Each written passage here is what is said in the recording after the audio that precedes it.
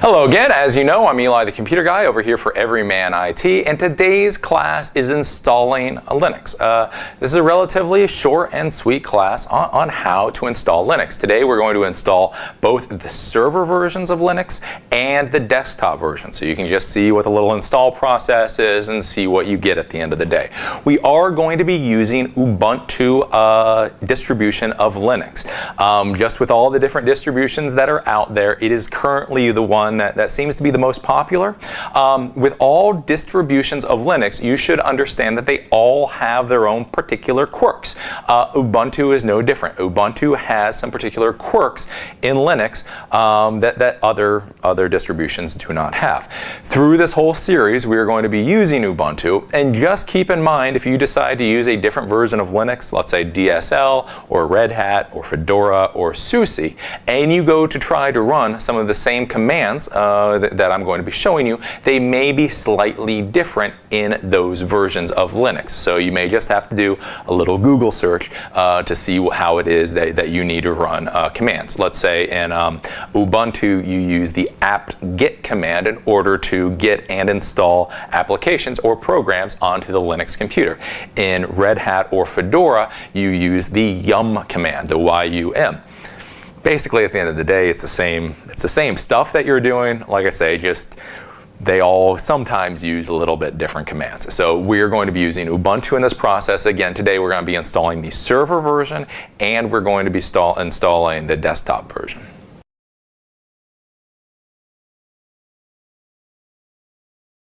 So today we're going to be installing Linux. Like I said in the introduction, we're going to be installing server, and we're going to be installing the desktop version.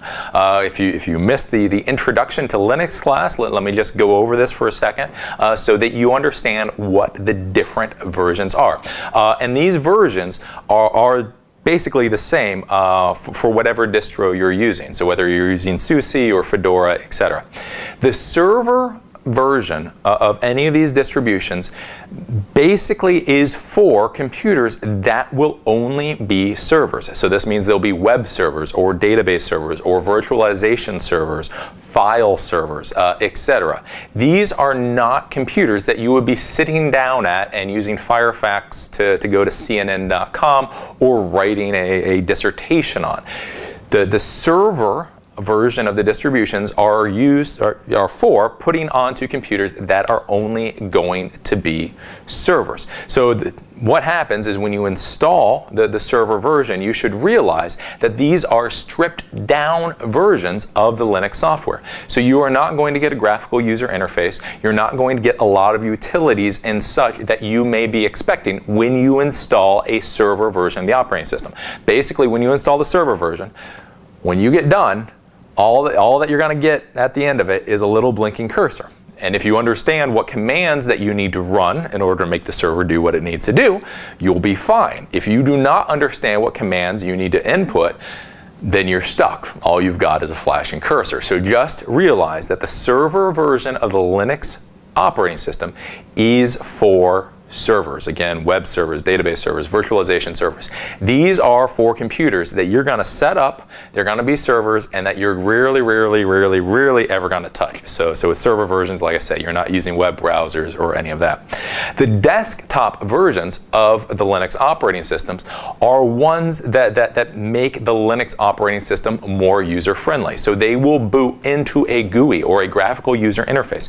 You will be looking at something that basically looks like Windows or the Mac OS. So you'll see little files and folders, you'll have nice little pictures, you can double click and right click and left click and do all that kind of stuff. So when you install the desktop version of an operating system, like I say, you're going to get something that is going to look familiar to you and is going to work similarly to the Windows operating system. So that's the big thing.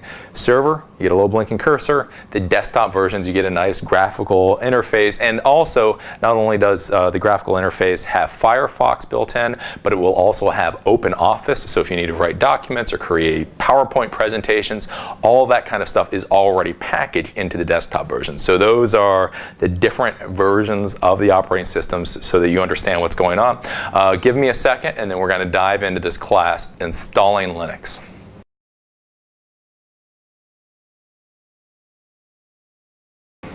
Okay, so now I'm going to show you how to install the Ubuntu Server Edition.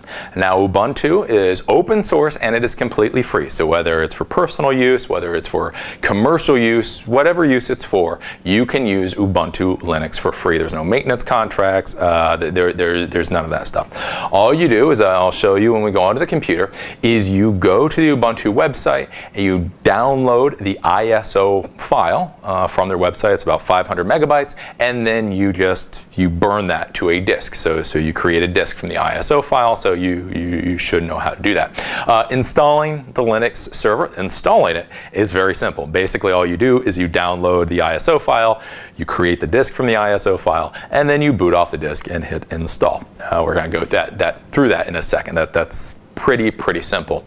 The main thing to remember with the Server Edition, again, is at the end of this process, all you're going to get is a little blinking cursor. And if you don't know what commands to type in, well, you're kind of stuck. This class is not going to teach you any of those commands. We're just going to install the operating system so that you see how this all works. The main thing that you have to understand, so you may be asking yourself, well, if there is a desktop version and there's a server version, why is the server version so bare bones? I mean, geez, it doesn't even have a little graphic interface. Well, the reason is in all things computer, whether you're dealing with Macs, whether you're dealing with Windows, or whether you're dealing with Linux, every feature or function is also an attack vector for a hacker. So every additional feature or function that you put onto a computer is a potential weakness that a hacker can manipulate. So like with the Mac operating system, although the Mac operating system is very secure, very hard to hack, hackers have learned how to hack into Flash that the Mac operating system is using, and then take over the computer that way. So although the Mac operating system is just a brick, the Adobe Flash is actually a security vulnerability, and hackers can take control of a Mac computer using the Flash software. So basically, with Linux servers, since these are servers, these are servers that are going to be major web servers, database servers, virtualization servers, you want the server to be as secure as possible. One of the ways you make the server secure is by not giving hackers opportunities to hack anything. So basically, the less functionality your computer or server has, the less opportunity there is for hackers to compromise your system. So that's why, like I say, the Linux server operating system is so bare bones, you don't even get a graphical user interface. So we're going to go on the computer. I'll show you how to go to the Ubuntu website. We'll download the ISO file, I'll burn the ISO file, and then we'll install the server operating system. Again, this is all pretty simple, so just follow along, and I'll go on the computer and show you how this is done. Okay, so we are now, obviously sitting down at my computer. So the first thing that we need to do is get the Ubuntu Server operating system. And again, as I've said before, this is open source and it is free. So it's free for you to use, it's free for your company to use, etc. All you do in order to get the Ubuntu operating system is you go to www.ubuntu.com. So Ubuntu, ubuntu.com, and I think there's a whole story behind it, but I forget what it is.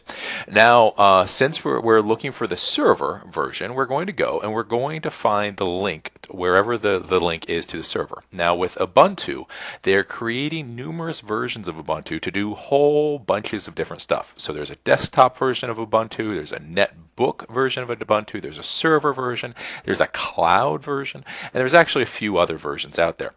So when you go to download the version that you want, make sure you download the right one. Desktop is different than netbook, which is different than server.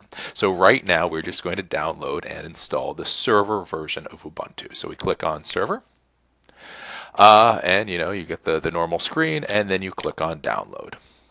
Now from here, it is going to ask you whether you want the 64-bit version or the 32-bit version. Hopefully, if you're trying to figure out how to use Linux, you understand the difference between 64-bit and 32-bit. If you don't understand the difference between 64-bit and 32-bit, basically all you have to know is for the server version, you should try to download and install the 64-bit. If this does not install onto the computer you're trying to install it on, then download the 32-bit version of the operating system. Basically, the 32-bit means it's a special type of processor. For years and years and years and years, processors were 32-bit processors. About 5 or 6 years ago, almost all processors that were created were 64-bit processors. So if you download the 64-bit version, it should work on your computer. In case it doesn't, if you try to install the 64-bit and it says you don't have a 64-bit CPU, then download the 32-bit version. You can go and do Wikipedia and look at the difference between the two. That's a whole other class unto itself. But you just pick what version, 64 or 32, and then you click Start Download. And obviously I'm on Chrome right now, and it will start download. This is almost a 700 megabyte file. Obviously, since it's a class, I've already downloaded this beforehand. But depending on what internet service provider you're using. I'm on Comcast, really fast internet, so as you can see down here, it'll take about 38 minutes to download. If you're on DSL, it might take an hour or two. So just realize that although it's free, it is a big file, so depending on the speed of your internet service provider, it may take a while. So I'm just going to close out of this, and then we're going to go and install the operating system. Now, again, since you guys are learning Linux, I expect that you do have some understanding of how computers and all that work. So basically, with this, what's going to happen is the Ubuntu ISO, the .iso file, is going to be downloaded. In order to install the operating system, you need to turn that .iso file and burn it to a CD or to a DVD. Then you put that into your computer. You make sure that you boot off the CD. Remember, even some of us old fogies, we forget that sometimes, and the computer will boot directly to the hard drive. Make sure the computer is set up to boot off the CD, and then once it boots off the CD, you can go in and start installing the operating system. So, like I say, I expect you guys to know how to do this. You download the ISO file, you burn the ISO file to a disk, you throw the disk into a computer, and make sure it boots off the CD. If you do that, the rest of this process is pretty easy. So we're going to close out of this, and now just so you understand what's going on, I am using something called a virtual computer. So this is where a computer runs inside of a computer. You will see everything that I'm showing you, you are going to see basically the exact same screen when you go to install Ubuntu yourself. I'm just using this to make it easier. So I have done the equivalent. I've put the disk into the computer, I have booted the computer, and I have booted off of the CD, and this is the screen that I get. It is now asking me what language I want to install this for. So do I want it in the Netherlands or Norsk Bokmål? Well, I don't even know what the hell Norsk Bokmål is, so I will stay with English. And all I have to do is now hit enter. And now, as you see, install Ubuntu Server, install Enterprise Cloud, check disk for defects, etc. What we're going to do is we are going to simply install the Ubuntu Server, and we'll hit enter. I don't know, it's asking for the language again, English. Choose your country or territory, United States. It'll ask if you want to detect the keyboard layout. No, that's fine. Origin of the keyboard, USA. Keyboard layout, USA. So this is basically asking you what type of keyboard you have. Remember, this is an international operating system. You may have some Zimbabwean, I don't know, backwards, upside down keyboard. So basically all that was asking you is what kind of keyboard do you have. All this stuff is running. Okay, now the host name. Now this basically, all this is the computer name. So in Windows, you normally call computers by their computer name. Here in the Linux world, it's the host name. So we'll just call it Ubuntu Server. So that is now the name of this computer, and hit enter. Oops. Let me go back. We'll just call it server. Server. Based on your present, what time zone do you want? Is this time zone correct? Yes.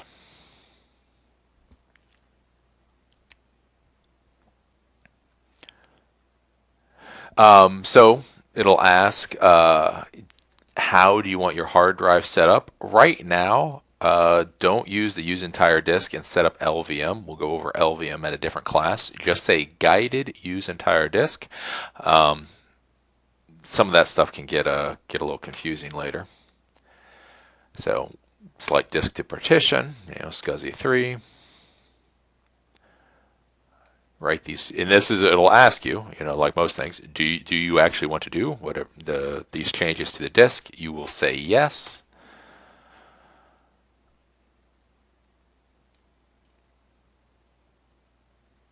Basically, through this process, really, all you have to do is say yes. I know you're seeing a lot of screens go by, and you're like, oh, Eli, slow down. What are you doing? It's like, no. Basically, say yes.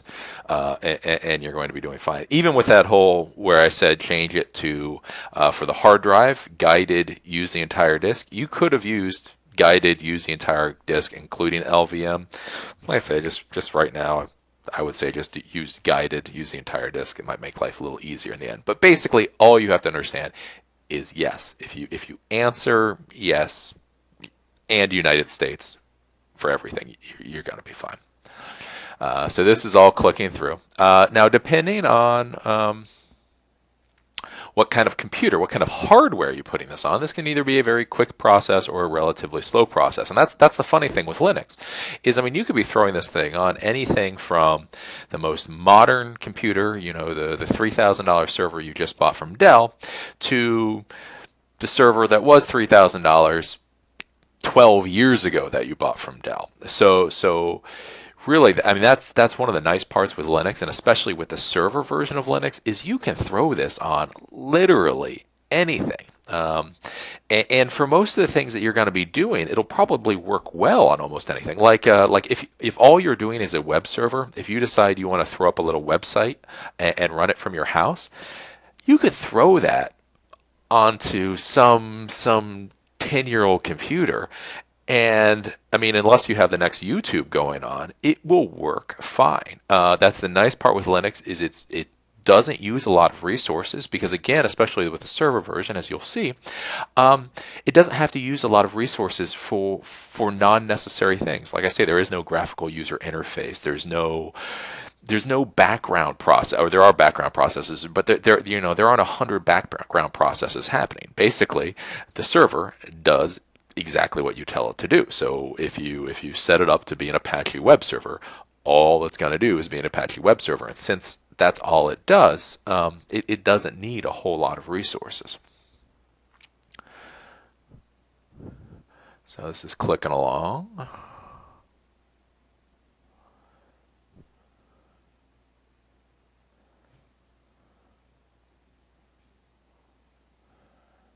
And that's one thing too, as you will see, as I said before, we are setting this up into a virtual computer.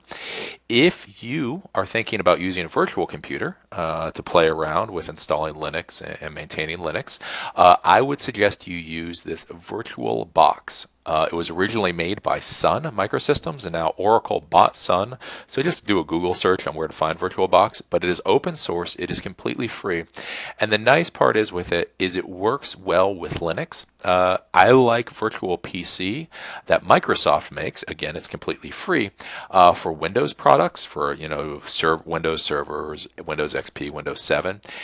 But it doesn't really work that well with Linux for some reason. So I found VirtualBox, like I say, it was by Sun, now by Oracle. It's open source, it's free, and it works very, very, very well with the Linux operating systems. So now it's going to ask for the full name of the new user. I'll just put in Eli, the computer guy. Continue. Username for your account, so we'll just go with Eli. Choose a password, 1, 2, 3, 4, 5, 6. Continue. Verify, 1, 2, 3, 4, 5, 6. You entered a password. Basically, it's saying that this is a weak password. This is a pathetic password. Anybody could hack this password. But since this is just a test computer, that is fine with me. So I'll say yes, use a weak password. Okay, you may configure your home directory for encryption. Remember, what encryption means is that it will actually encrypt the files and folders that you put into your home directory. So your home directory is like the documents and settings directory. in Windows. So this is where, your documents or your application, a lot of stuff gets stored. Here's the issue. Since you're brand new to using Linux, I would suggest that you do not encrypt your home directory. Because if you encrypt your home directory and then you crash your Linux computer, your data is probably going to be gone. If you don't encrypt your directory and you do something dumb, then you can pull the hard drive out and you can recover your data pretty easily. If you encrypt that directory, it's encrypted, it's coded. When the Linux operating system dies, your data goes with it. So right now, I would say do not encrypt your home directory. Once you know what you're doing, you can encrypt it. Right now, don't. Okay, if you need to use a proxy server to access the outside world, we don't.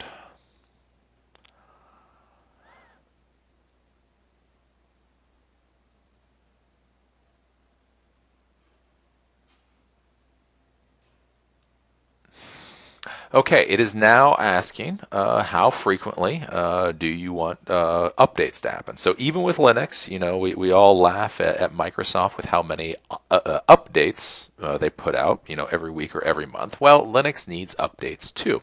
So this is asking you, do you want, just like with Windows, with automatic updates, do you want automatic updates to be installed? Yes or no. So either no automatic updates or install security updates automatically. I would say, again, since you're brand new to this, I would say no automatic updates. Again, Linux is very stable, very secure. If you go in every couple of months and do the updates manually, I think you'll be fine. So I would say don't do automatic updates, because remember, the automatic updates, if they install and there's a problem with one, then your web server that was just working fine the other day has now crashed. So I would say, again, at this point in the game, do no automatic updates.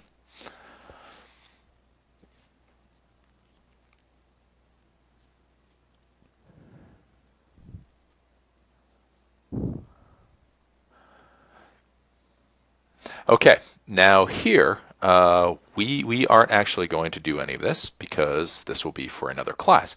Within this process, it is actually asking you, what kind of server do you want this server to be? Do you want it to be a DNS server? Do you want it to be a LAMP server, basically a web server? Do you want it to be a mail server, an SSH server, database server, print server, Samba server? All of that kind of stuff. Right now, we're not going to do anything because I'll show you how to do that later. If you knew what you were doing, let's say you wanted this to be a web server, you could just highlight the LAMP server and hit the space bar, and that would select the LAMP server. So LAMP basically means web server. LAMP means Linux Apache MySQL PHP server. When you check this, this means it will automatically install all the components you need for that Apache web server. Because like I say, in the Linux world, they don't want to install anything that you're not going to use. So basically, in the Windows world, Microsoft, when you install their operating system, they throw in everything, including the kitchen sink and your neighbor's kitchen sink and your grandma's kitchen sink. They just throw everything in when you install the operating system. So it's there. The good part is that it's there, so you don't have to install a lot of stuff when you first set up the computer. The bad part is, remember, as I've said, every single component that gets installed onto a computer is a security hole or a security vulnerability. So in the Windows world, they install all this stuff. It's good for you, but it's also a security vulnerability. In the Linux world, they're much more worried about security, so they don't install anything unless you want it to be installed. So right now, we will uncheck the LAMP server, and then we'll just hit continue. So this is just a bare bones server we're creating.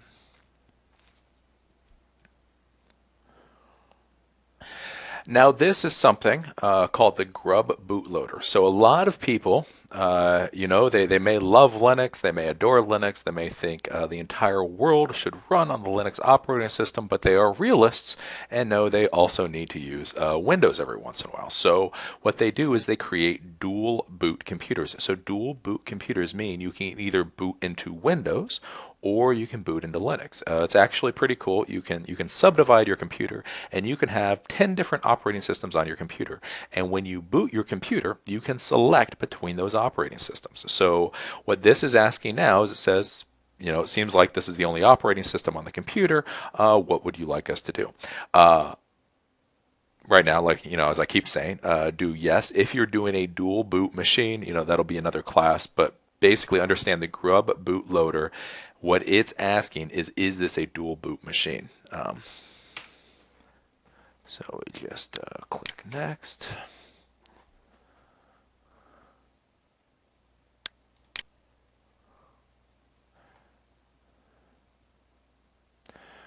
Okay, so we're now here. Installation is finished. See, that's pretty simple. Just remember, answer yes for everything and USA for everything, and you're pretty good. We hit continue.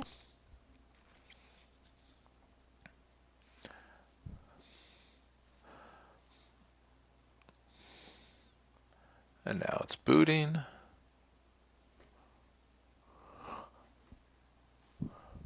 And look at that, see? Server login. So I do Eli, and I do password 1 2 3 4 5 6.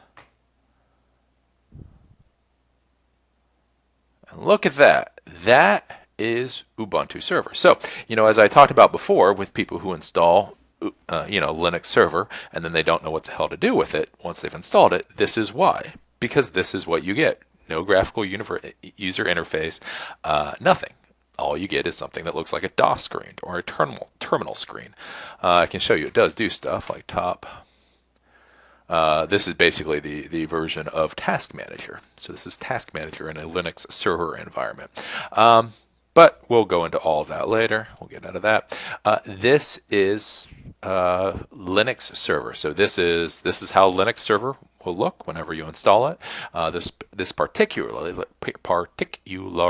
is Ubuntu Server Edition. So if you download and install the Server Edition, this is going to be what you get once the installation is done. You will be sitting here again, as I said, you'll be looking at a little cursor blinking at you, and if you don't know what commands to put in, you're kind of stuck. So with that, we'll go back out to the outside world. We'll talk a little bit about the desktop version, and then we'll come back here into the little virtual computer world, and we will install the desktop version of the Ubuntu Linux operating system. Like I say, when we install the Ubuntu, the desktop version, that will give you a nice, pretty little graphical interface that you'll probably like a lot better than this. So let's go back out to the real world and talk about the desktop version.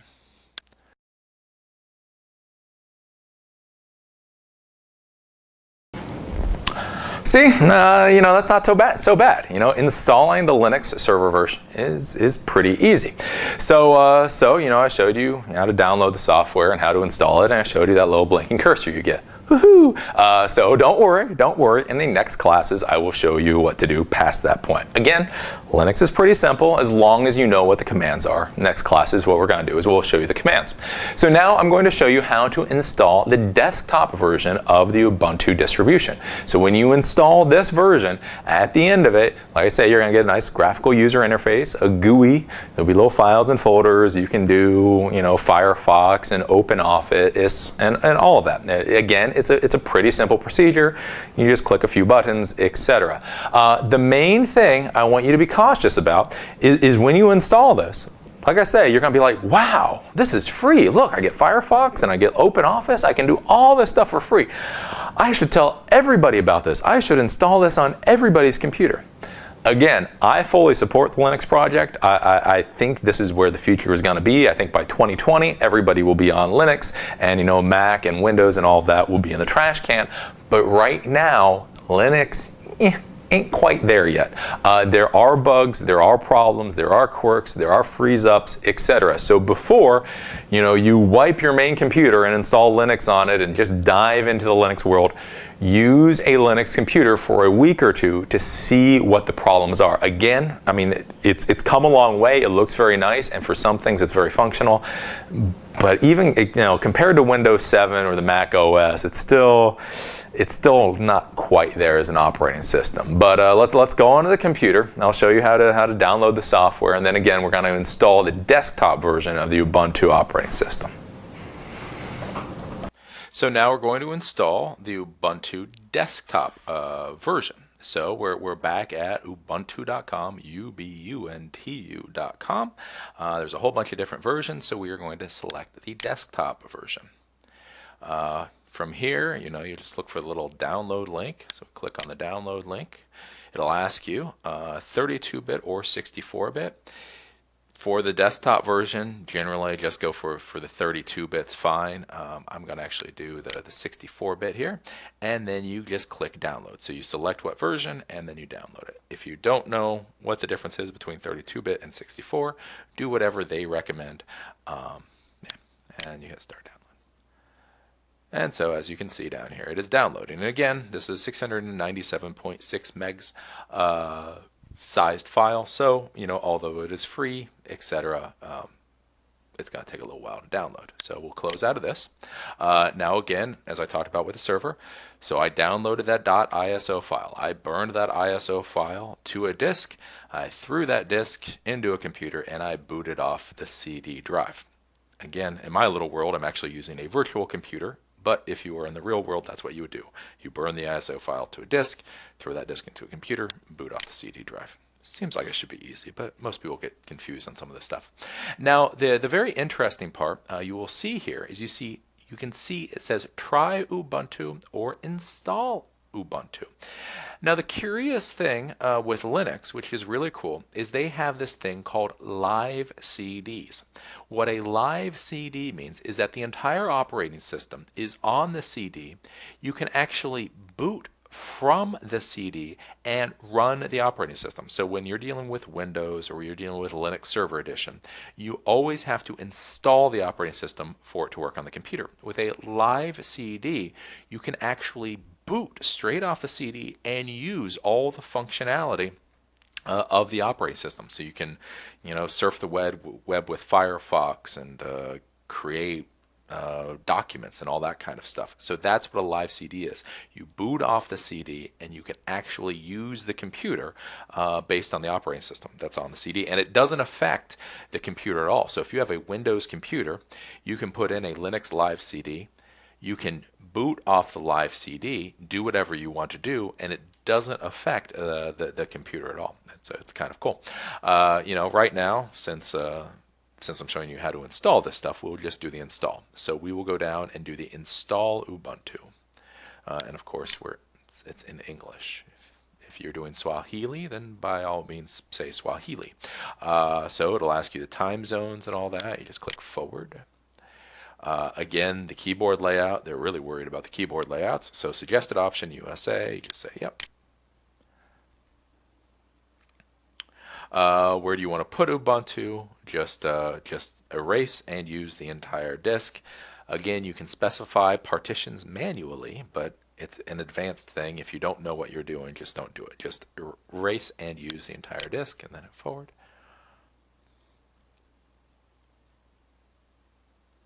What is your name? Eli, the computer guy. So what name do you want to use to log in? It's Eli. Password 123456. 123456. Strength fair. Really fair for 123456. Interesting. And then what is the name of this computer? Remember, in the server it called it a host name, and here it's just saying what the name is. So Eli Desktop. We'll just get rid of that Eli part and we'll just say desktop. So this is going to be the name of the computer. And then down here, when you scroll down, this is an interesting part, is you can do login automatically, require my password to log in. What this does is if you click login automatically, then when the computer boots, you will log in automatically. If you do require my password to log in, then you will have to plug in a password. Depending on what you plan to do with your computer, it really depends on what you want. Like a data recovery computer, like an appliance that I was using, all the time, I would probably say log in automatically just to make my life easier. If I actually had a file server that people weren't supposed to be playing around with, then I would say, they have to manually log in. This just tells you what it's about to do, and then you hit install.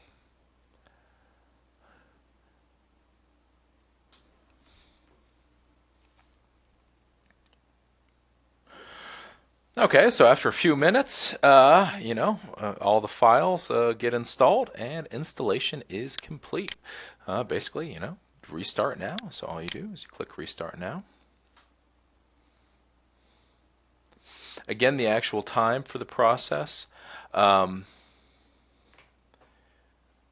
this will take will depend on your hardware. Do realize you should look at the hardware requirements for the desktop version of the Ubuntu operating system. Remember, the server version is very stripped down. There's almost nothing to it, really. The desktop version has all these fancy graphics and all of this stuff. So this actually does require pretty decent hardware. If it was me, I would require that if you're going to use Ubuntu, the desktop version, that you have a computer at least 4 or 5 years or younger with at least 512 megs of RAM. If you have any less than that, it may not have the resources it requires to run. So remember, the server version doesn't require very much because frankly it doesn't do a whole hell of a lot. The desktop version, you get all these pretty graphics and animations and all that, and that does require actual hardware power from your computer. So with a server version, you can use a computer that's 12 years old. With the desktop version, I would say use a relatively new computer. 5 or 6 years old will probably do fine for you. So now you just click on, click on your name, password, 1, 2, 3, 4, 5, 6, and you hit login.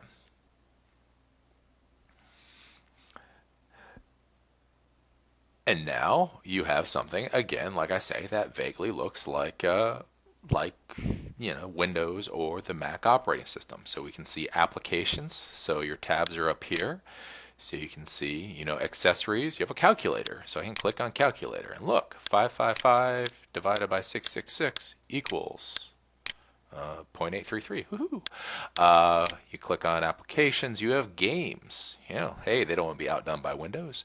You have the graphics, internet. So you have Firefox, IM clients, the whole 9 yards.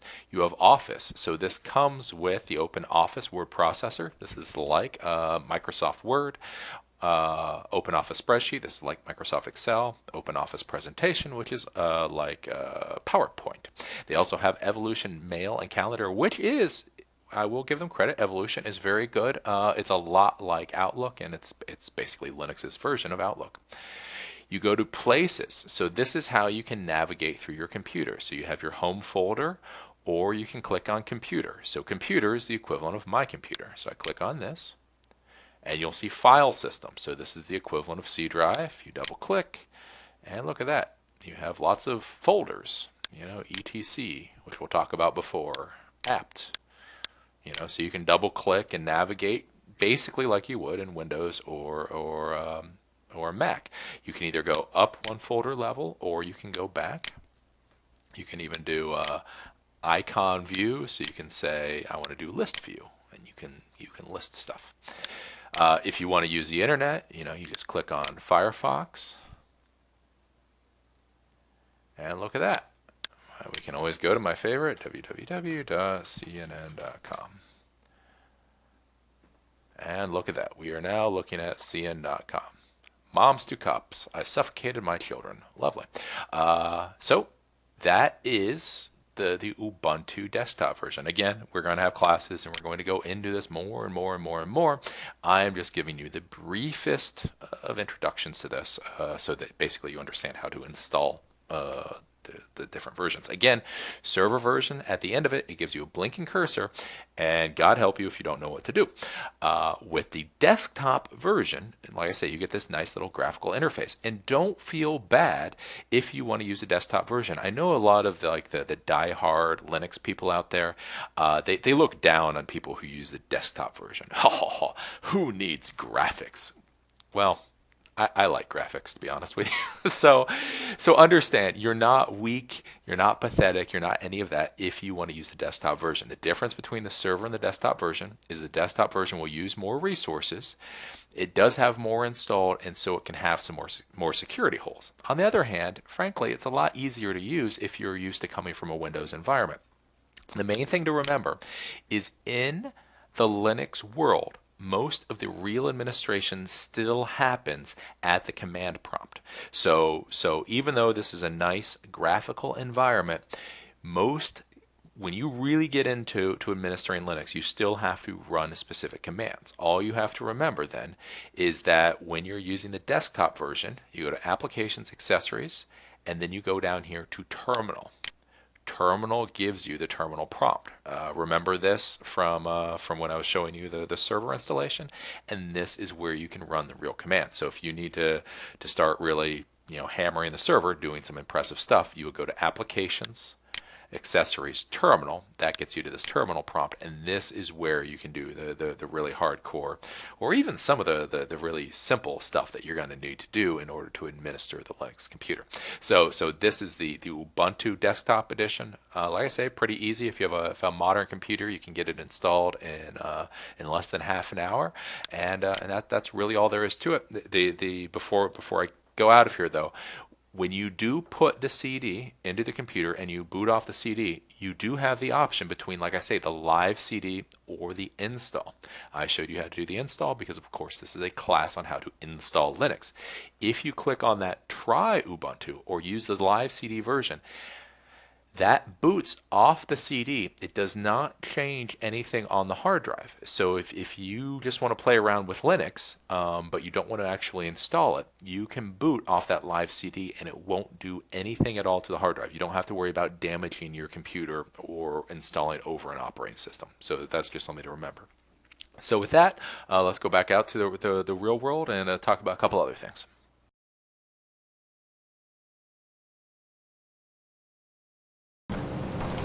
So that's all there is to installing the Ubuntu Linux desktop version. So in this class today, I've showed you how to install the server version of the Ubuntu distribution and the desktop version of the Ubuntu distribution. It's pretty simple. You download the ISO file, you burn a disk, you throw the disk into the computer, you boot off the disk, and you install it. It's really simple. It's gonna get a lot more complicated after this. Again, as you saw, if you install the server version, all you get is that little blinking cursor at the end of the installation. In the next classes, we're going to show you what to do with that little blinking cursor. With the desktop version, I mean, as I showed you, you can use, Firefox, you can use OpenOffice. All of this stuff is there. It is completely free. So this is the open source, we talked about in the first class. Open source is not necessarily free. Everything within the Ubuntu distribution is free. You just get to use it. You download it and you use it. Completely 100% free. And like I say, for some things, the Linux is very, very, very good. Other things, Linux ain't so good. But this was the class installing Linux. Showed you how easy it is. The rest of these classes are going to be similarly easy. We're just gonna focus on certain parts of the Linux operating system, and you'll see how all this works in no time. So as always, I'm Eli, the computer guy, over here for Everyman IT. I really enjoyed teaching this class today, and I look forward to seeing you at the next one.